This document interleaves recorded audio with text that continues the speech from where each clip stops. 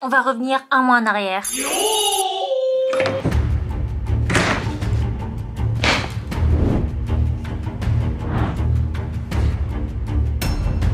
Papa? 哎，你吃人亏吗？一个把人才给亏么？啊？啊？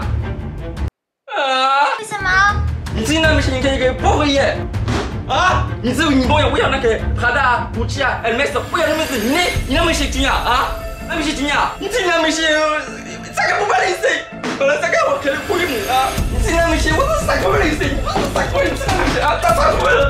Dans ma vidéo, la beauté en France versus en Asie, ma mère s'est plainte de moi. J'ai voulu savoir est-ce que je suis belle à travers les critères de beauté en France versus en Asie. Aujourd'hui, c'est mon père qui se plaint de moi. Donc la question du jour, est-ce que je suis une meuf stylée? Encore une fois, à travers les critères de style en France versus en Asie. Comme vous l'aurez compris, on va d'abord comparer les critères de style en France versus en Asie. 2, on va voir dans quels critères je suis. Et dans cette vidéo, comme l'a dit mon père, on va tout faire pour être une meuf stylée. Donc avant de vous montrer étape par étape, style par style, mon flow intensif dans cette vidéo, sachez que 99,9% des vêtements et accessoires que vous allez voir pendant toute la vidéo viennent tous de YesStyle, le site de vêtements coréens, sûrement l'un des plus connus à ce jour. Il y a vraiment de tout. Vêtements, été, printemps, hiver, accessoires, sacs, chaussures, make-up, skincare coréen, produits pour la maison. Les articles et tous les vêtements sont top. Les produits skincare, ils sont vraiment incroyables.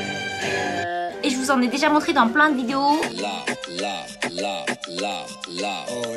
Même des vêtements que je poste sur Insta, suivez-moi sur Insta. Vous pouvez vraiment tout trouver sur YesStyle. Il n'y a pas beaucoup d'endroits où vous pouvez acheter des produits de sang coréens ou des make-up coréens tout court. Donc foncez dessus si vous en cherchez. Ça fait longtemps que je suis en collab avec eux. Si ça vous intéresse, vous avez moins 15% avec le code promo GOUZOU15 sur mes 6 marques préférées sur YesStyle, là où j'achète le plus de vêtements. Et moins 10% avec le code promo GOUZOU. Je vous mettrai tous les liens de chaque article porté dans cette vidéo en description. Comme ça, vous aurez tout. Sur ce, je vous laisse avec la suite de la vidéo. Définition du style. Il existe plusieurs définitions, mais pour faire court, notre style est une façon d'exprimer notre personnalité, notre identité. On s'habille comme on veut être, comment on veut être vu, etc. Et c'est pas suivre une tendance et s'habiller comme tout le monde parce que c'est à la mode. Donc faites pas cette erreur comme moi où j'ai fait le mouton et je me forçais à mettre des pantalons et des jeans au collège alors que je déteste ça. Et comme vous le savez, je suis pas une pro, je suis pas dans la mode et tout. Donc je vais généraliser et parler des styles que je vois le plus et que j'ai le plus vu dans ma vie au quotidien, sur les réseaux, en France et en Asie. Pour info 1, quand je dis style français, c'est plus le style occidental tout court parce qu'en Amérique, Espagne, Italie et tout, c'est quasi tous pareil. Pour info 2, quand je dis style en Asie, c'est surtout Asie de l'Est. Donc on commence par le style le plus courant, celui qu'on voit le plus au quotidien, tous les jours, dans la rue, dehors, quand tu sors. Le style street basique en détente. En France, le style street basique qu'on voit le plus, c'est jean, basket blanche, t-shirt crop top ou n'importe quel haut, ou pour plus décontracté à la mode d'aujourd'hui avec une touche américaine, crop top, chemise, t-shirt oversize et jean large. Ça c'est vraiment le basique. Je pense qu'on s'est tous au moins une fois habillés comme ça. C'est très décontracté, ça passe partout. En Asie, on est sur un truc similaire, mais beaucoup plus simple avec un élément indispensable, les vêtements oversize. Soit en haut, soit en bas, soit les deux. En Asie, tu trouveras quasiment que des vêtements oversize, comme par exemple le t-shirt oversize, la base. Le sweat oversize qui peut être associé avec tout.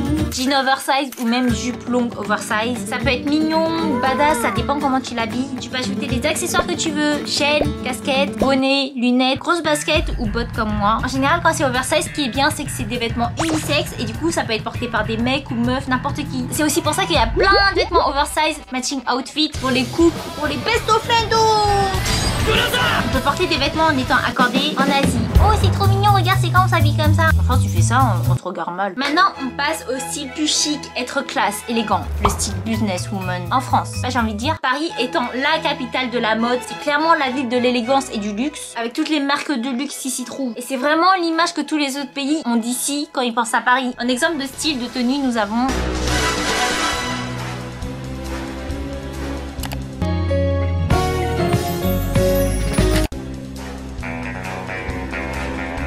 Ne pas oublier les petits détails comme la ceinture, le sac, les accessoires et surtout la coiffure, genre attacher les cheveux si tu veux être encore plus chic et élégante. En Asie, un style chic et élégant en Asie, ce qu'on voit énormément, le plus dans les dramas coréens.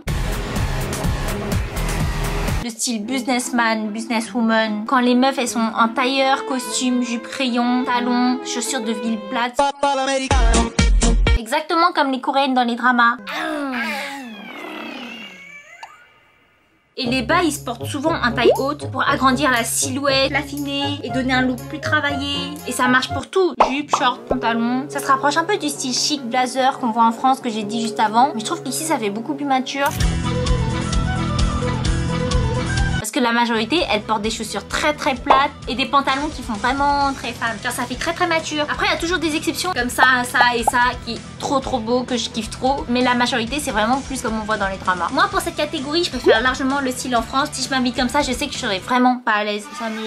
Ça colle pas avec mon caractère. Surtout les chaussures plates, j'aime pas du tout sur moi. Moi je mets que des chaussures plateforme. Et pour les mecs c'est presque la même chose aussi. Soit en costard, soit en chemise, un peu oversize avec un pantalon carotte. Alors qu'en France les chemises et les costards chez les mecs c'est plus des chemises ou des t-shirts qui collent à la peau pour montrer ouais tes stocks et tout.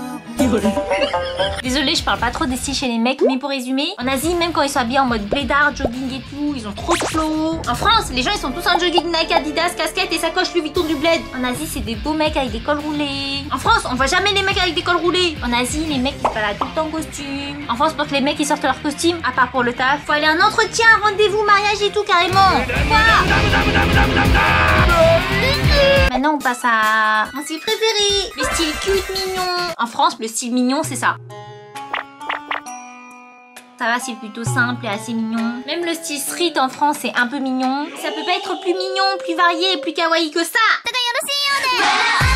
Trop cute, girl, kawaii. Ou school uniforme. C'est un peu le style qu'on retrouve beaucoup dans les animes, dans les dramas, avec leurs uniformes et même dans les clips de MV. En général, en Asie, ils préfèrent être plus dans le style mignon, même pour les sacs, objets, les accessoires et tout. Ils sont pas dans la vulgarité, ils vont pas chercher à mettre des décolletés, des trucs moulants et tout. Par rapport en France et en Occident, où justement, les crop tops, les robes moulantes, les décolletés, etc.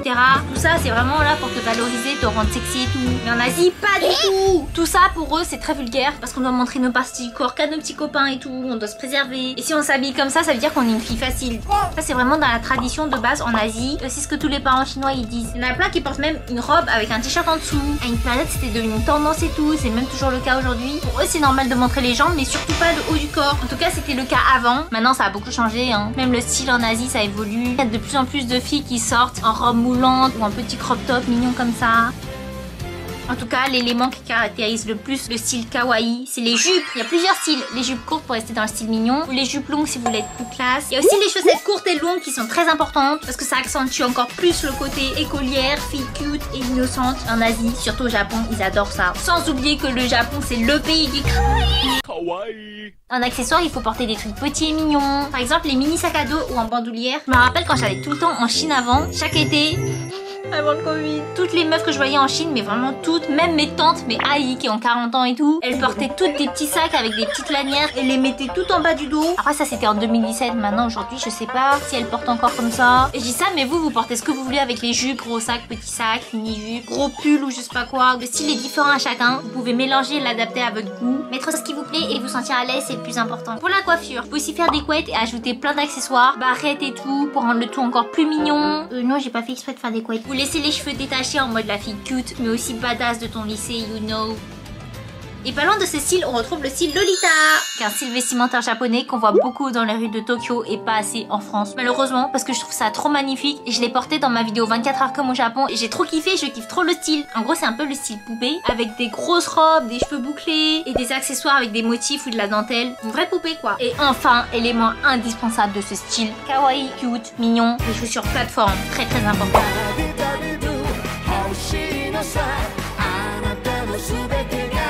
Pour paraître plus grand parce qu'en Asie, à skip on est petit, 1m65 pourtant. 2 pour accentuer le côté mignon, kawaii. 3 parce que toutes les chaussures sont plateforme, j'aime pas du tout. Je vous promets, j'arrive plus à mettre des chaussures pas plateforme, genre les chaussures plates et tout, je peux plus du tout. Même les chaussons, je suis obligée qu'il y ait une épaisseur. Même les baskets, j'ai besoin qu'il y ait une épaisseur en dessous pour que j'aime trop la paire. Je trouve ça beau en général quand je vois sur les autres, mais pas sur moi. Parce que c'est mon style et tout et j'aime pas et je préfère des plateformes. Regardez mes chaussons, regardez mes tongs. Pour finir, le dernier style qu'on voit pas trop mais que j'ai en parlé quand même parce que je kiffe trop le style traditionnel. Et ça concernera plus l'Asie du coup. Déjà on voit qu'en France, le corset, élément principal de toutes les tenues traditionnelles occidentaux, il est revenu dans la mode. Et regardez, j'ai mis quoi? Un corset. Aujourd'hui, tu peux facilement ajouter des corsets dans ta tenue du jour, te balader avec dans la rue. Ça fait chic, sexy et élégant en même temps. Et c'est trop magnifique. N'hésitez pas à porter des corsets. Moi, je trouve ça incroyablement beau. Et les robes d'aujourd'hui, ils ont de plus en plus une touche comme à l'ancienne. Je sais pas si vous voyez, mais en tout cas, moi, je trouve, je le ressens quand je vois les nouvelles robes qui sortent et tout. Les tenues traditionnelles françaises, c'était plus dans ce style-là. Mais le style traditionnel en Asie, faut absolument en parler parce que c'est, ça fait tout le charme. C'est incroyable. Ça montre vraiment toute la richesse du pays. En Asie, les tenues traditionnelles sont très symboliques et beaucoup en portent pour les cérémonies, mariages, remises de diplômes, etc. Parce que la mode asiatique est influencée par leur culture historique et pour eux, c'est leur plus grande richesse. Par exemple, moi, si je me marie, pour le repas du midi, je devrais être habillée en robe de mariée, la robe blanche. Mais pour le repas du mariage du soir, je serais obligée de porter une robe chinoise traditionnelle pour le repas du soir. Genre soit une robe rouge, soit un qi pao. Parce que c'est dans la tradition et c'est ce que toutes mes cousines, elles ont fait et c'est ce que je ferai aussi. Du coup, en vêtements traditionnels, déjà au Japon, on a les fameux kimonos qu'on voit beaucoup dans les animes et tout.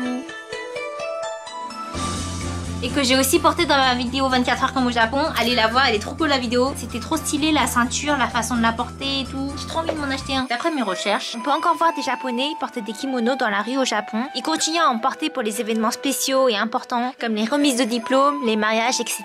C'est pareil partout en fait. Ensuite, en Corée, nous avons les hanbok, tenue traditionnelle pour les Coréens. Je viens d'enfiler la tenue traditionnelle coréenne. C'est le hanbok, c'est la première fois que j'en mets un. Il y a des références au kimono, mais ça se voit, ça a été inspiré du hanbok. C'est serré en haut et ça ressemble un petit peu à la tenue que j'ai mis dans ma vidéo bouffe. La couleur elle est trop belle, c'est rouge, il y a des fleurs, la matière et la qualité.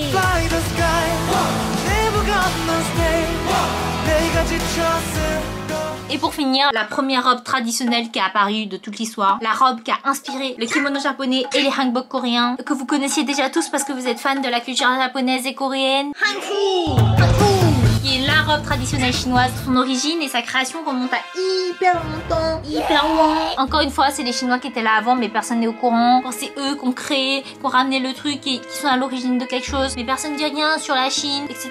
Heureusement, je suis là pour parler.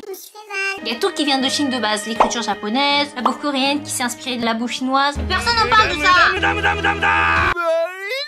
En tout cas, les hanfu ça ressemble à ça que j'ai mis dans ma vidéo et franchement nos tenues elles étaient trop belles. Allez voir la vidéo. Le hanfu pouvait être porté différemment selon la classe sociale ou les préférences de chacun. Je pense que vous, quand on vous dit robe traditionnelle chinoise, vous pensez plus au qi pao, c'est-à-dire ces robes là, une robe moulante qui montre bien la silhouette de la fille chinoise. Et ça c'est la tenue traditionnelle la plus connue auprès des occidentaux. En dehors de la Chine, genre dans les films, dans les séries et tout, bah, les serveuses chinoises elles sont habillées comme ça. Dans les salons de massage aussi. Toutes les chinoises elles sont tout le temps habillées avec des qi pao. Je sais pas comment on dit. C'est ça la prononciation? Qi pao. Et c'est tout pour les tenues traditionnelles. Voilà pour les différences entre les styles vestimentaires en France et en Asie. J'ai vraiment parlé des styles qu'on voit le plus, enfin que moi je vois le plus au quotidien. Mais je pense qu'il y en a ils vont dire ouais il manque le style K-pop. Pour moi c'est plus une tenue de scène, mais ça reste quand même un style street. C'est juste les vêtements ils ont plus de flow parce qu'ils ont des coutures différentes.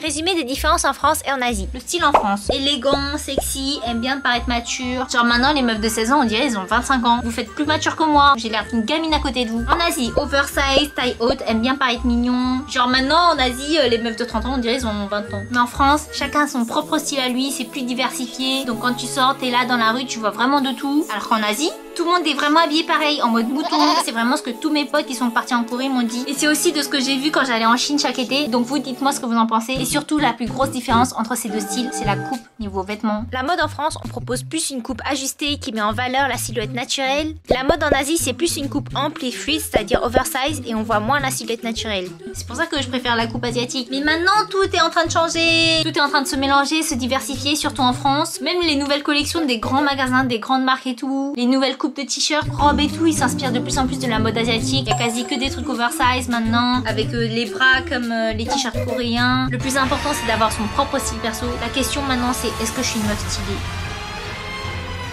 Papa? Non. 是你呀，你呀是可愛いな，可愛い。Deuxième question, quel style je préfère? Je préfère le style asiatique, mais j'aime trop le fait qu'en France, il y ait plus de diversité dans le style de chacun. Tout le monde est habillé différemment, selon leur propre style à eux. À la différence qu'en Asie, ils sont vraiment tous habillés pareil. Ici, on a plusieurs cultures mélangées, du coup, ça apporte de la diversité. Je trouve ça encore plus beau. Et ce mélange fait qu'on a tous chacun notre propre style et ambiance. C'est notre style à nous. C'est ça qui rend chacun aussi beau et unique. On y trouve de tout.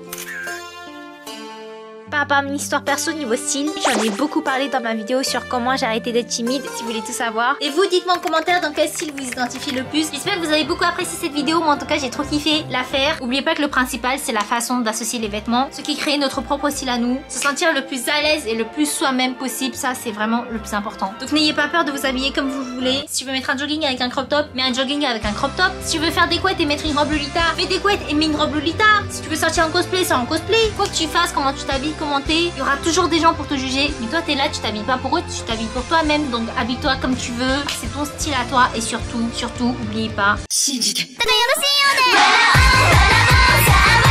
Merci d'avoir regardé. N'oubliez pas mon code promo YesStyle, moins 10% et moins 15. Mets tous les liens en barre d'infos. Bisous.